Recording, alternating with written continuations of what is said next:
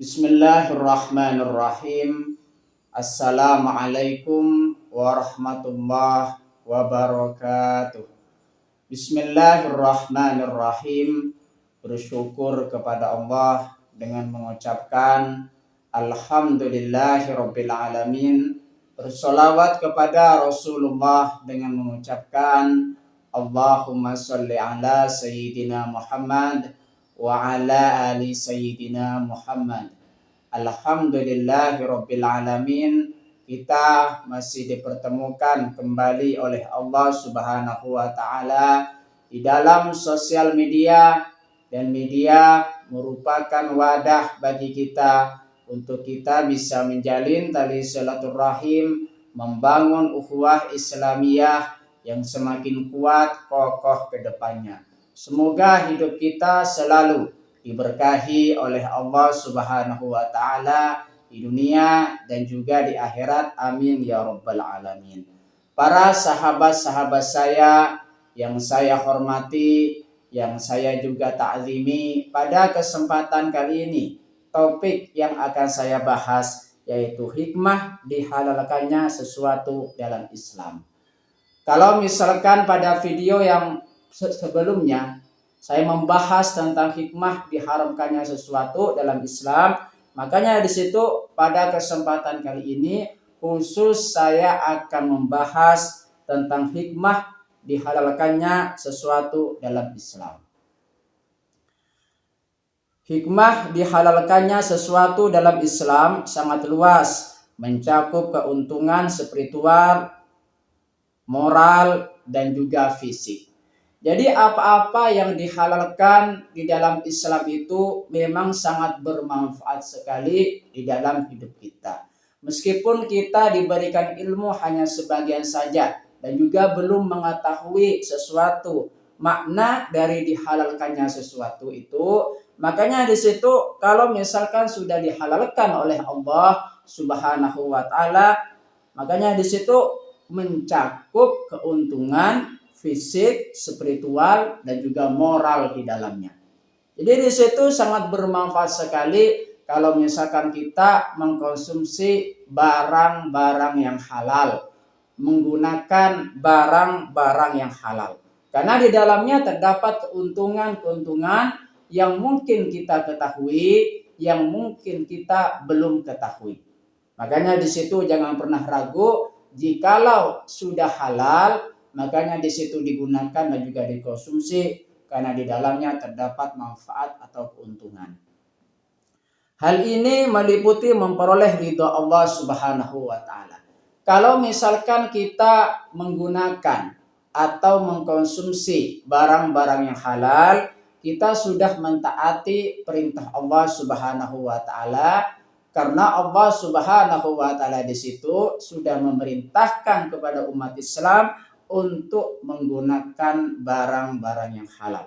Kalau misalkan kita sudah mentaati perintah dari Allah Subhanahu wa taala di situ, makanya kita memperoleh ridha Allah Subhanahu wa taala di dalam hidup kita.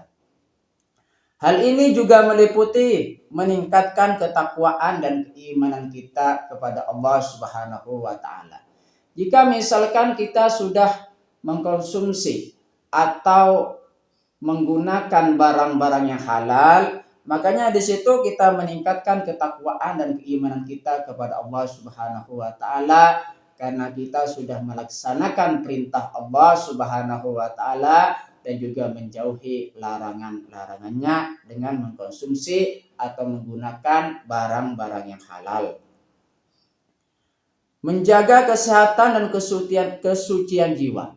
Jadi sudah saya katakan di situ bahwasanya barang-barang yang halal itu yang kita konsumsi, yang kita gunakan, di dalamnya terdapat manfaat-manfaat yang kita peroleh. Salah satu contohnya, apa saja yang dihalalkan di dalam Islam di situ ada keuntungan di dalamnya.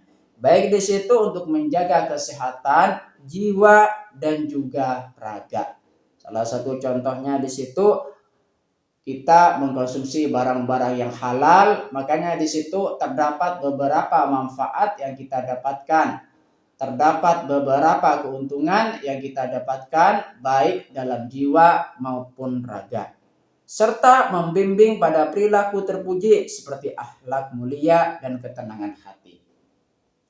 Jikalau kita mengkonsumsi atau menggunakan barang-barang yang halal, makanya di situ dapat membimbing pada perilaku terpuji seperti akhlak mulia. Salah satu contohnya, jikalau kita memakan barang-barang yang halal, makanya di situ halal, barang yang halal yang kita gunakan, barang yang halal yang kita konsumsi di situ akan menjadi darah di dalam hidup kita. Darah itu akan menjadi daging, daging di situ akan menjadi perbuatan. Makanya jikalau kita memakan barang-barang yang halal, perbuatan kita akan menjadi baik pula karena kita mengkonsumsi barang-barang yang halal yang di dalamnya terdapat beberapa manfaat yang kita dapatkan, yaitu apa? Membawa perilaku terpuji kita sehingga kita menjadi orang yang berakhlak mulia dan ketenangan hati. Ketenangan hati di situ sebagai apa di situ? Karena kita mengkonsumsi atau menggunakan barang-barang yang halal yang sudah diperintahkan oleh Allah Subhanahu wa taala. Makanya di situ apa yang kita makan dan apa yang kita gunakan itu akan menenangkan hati dan juga jiwa kita jikalau kita di situ menggunakan barang-barang yang halal. Selain itu, mengkonsumsi yang halal juga bertujuan menjaga kesehatan tubuh dari dampak buruk. Jadi kalau misalkan di situ kita mengkonsumsi barang-barang yang halal, makanya di situ bertujuan untuk menjaga kesehatan fisik, kesehatan tubuh dari dampak-dampak yang buruk. Kalau misalkan kita melihat lagi video yang sebelumnya, saya membahas tentang barang yang haram, salah satu contohnya memakan daging babi. Dalam Islam di situ kita dilarang karena di situ dapat menyebabkan dampak-dampak yang buruk terhadap jiwa dan juga raga kita jikalau memakan daging babi. Makanya di situ dalam Islam ada hikmah kita mengkonsumsi atau menggunakan barang-barang yang halal yang di situ apa? Bertujuan untuk menjaga kesehatan tubuh dan dampak-dampak yang baik yang akan kita dapatkan jikalau mengkonsumsi barang-barang yang halal. Membuka pintu rezeki yang berkah. Artinya jikalau misalkan jiwa dan juga raga kita sudah bersih, kita sudah memakan barang-barang yang halal. Makanya di situ kalau sudah bersih jiwa dan juga raga kita karena kita taat dan patuh kepada Allah Subhanahu wa taala, makanya di situ kita akan mendapatkan pintu rezeki yang berkah dari Allah Subhanahu wa taala. Kalau misalkan kita jiwa dan juga raga kita baik, maka yang datang juga akan baik terhadap kita, serta menjauhkan diri dari dosa dan keburukan. Kalau misalkan kita sudah melaksanakan perintah Allah Subhanahu wa taala dengan menggunakan atau mengkonsumsi barang-barang yang halal, menggunakan barang-barang yang halal, makanya di situ kita bisa menjauhkan diri dari perbuatan dosa dan juga keburukan. Ya, di situ ya. Jadi dapat saya simpulkan pada kesempatan kali ini bahwasanya terdapat beberapa manfaat atau keuntungan yang kita bisa dapatkan jikalau misalkan kita mendekatkan diri kepada Allah Subhanahu wa taala dengan cara apa? Di situ kita taat kepada Allah Subhanahu wa taala dengan cara mengkonsumsi barang-barang yang halal. Makanya di dalamnya barang-barang yang halal di situ terdapat beberapa manfaat dan juga keuntungan yang kita bisa dapatkan dari kita mengkonsumsi atau menggunakan barang-barang yang halal tersebut. Nah, jadi di situ dapat saya simpulkan bahwasanya manfaat yang kita peroleh jikalau misalkan mengkonsumsi barang-barang yang halal, hikmah yang pertama mendapatkan ridha Allah Subhanahu wa taala, Yang kedua, meningkatkan keimanan kita kepada Allah Subhanahu wa taala. Yang ketiga, mendekatkan diri kepada Allah Subhanahu wa taala karena kita sudah mematuhi perintah Allah Subhanahu wa taala dengan cara mengkonsumsi atau menggunakan barang-barang yang halal. Yang keempat, menjauhkan diri dari dosa. Yang kelima, membimbing menuju surga. Jadi jikalau orang tersebut memakan atau mengkonsumsi barang-barang yang halal, makanya di situ kita bisa menjauhkan diri dari dosa. Dan selanjutnya membimbing menuju surganya Allah Subhanahu wa taala jikalau kita mengkonsumsi barang-barang yang halal. Hikmah moral dan juga perilaku dari kita mengkonsumsi barang-barang yang halal. Yang pertama, memiliki akhlak mulia. Sudah saya jelaskan tadi bahwasanya apa yang kita makan, apa yang kita gunakan di situ berpengaruh sekali terhadap perilaku kita, khususnya di situ akhlak mulia kita. Kalau misalkan apa yang konsumsi kita di situ barang-barang yang halal, makanya di situ akan menjadi perilaku yang baik pula sehingga kita mencerminkan akhlak yang mulia. Hikmah moral dan juga perilaku yang kedua, menjernihkan hati. Kalau yang kita makan di situ makanan barang-barang yang halal, kalau yang kita gunakan di situ barang-barang yang halal, makanya di situ barang yang halal akan menjernihkan hati kita sehingga kita dekat kepada Allah Subhanahu wa taala. Sebaliknya, jikalau misalkan yang dimakan barang-barang yang haram, makanya di situ akan memperburuk dan juga mengotori hati kita. Makanya tinggalkan barang-barang yang halal. Di situ kita hanya mengkonsumsi barang-barang yang halal dan juga bisa bermanfaat dan memiliki keuntungan yang luar biasa di dalam kehidupan kita. Di situ konsumsi atau gunakan barang-barang yang halal yang sudah diperintahkan oleh Allah Subhanahu wa taala. Hikmah moral dan juga perilaku yang ketiga, menciptakan ketenangan hidup. Itu kita bisa lihat di dalam hidup kita. Kalau misalkan kita mengkonsumsi barang-barang yang halal, maka kita akan mendapatkan ketenangan hidup di dalam diri kita. Karena apa yang kita makan sudah baik dan perbuatan kita juga akan menjadi baik. Hikmah fisik dan kesehatan. Mengkonsumsi barang-barang yang halal di situ terdapat beberapa hikmah fisik dan juga kesehatan. Menjaga kesehatan fisik.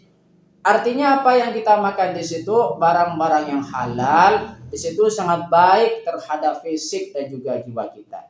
Yang kedua, memberi manfaat tubuh. Nah, di situ kita lihat hikmah fisik dan juga kesehatan jikalau misalkan kita mengkonsumsi barang-barang yang halal. Hikmah dalam kehidupan sehari-hari, menjaga kualitas ibadah.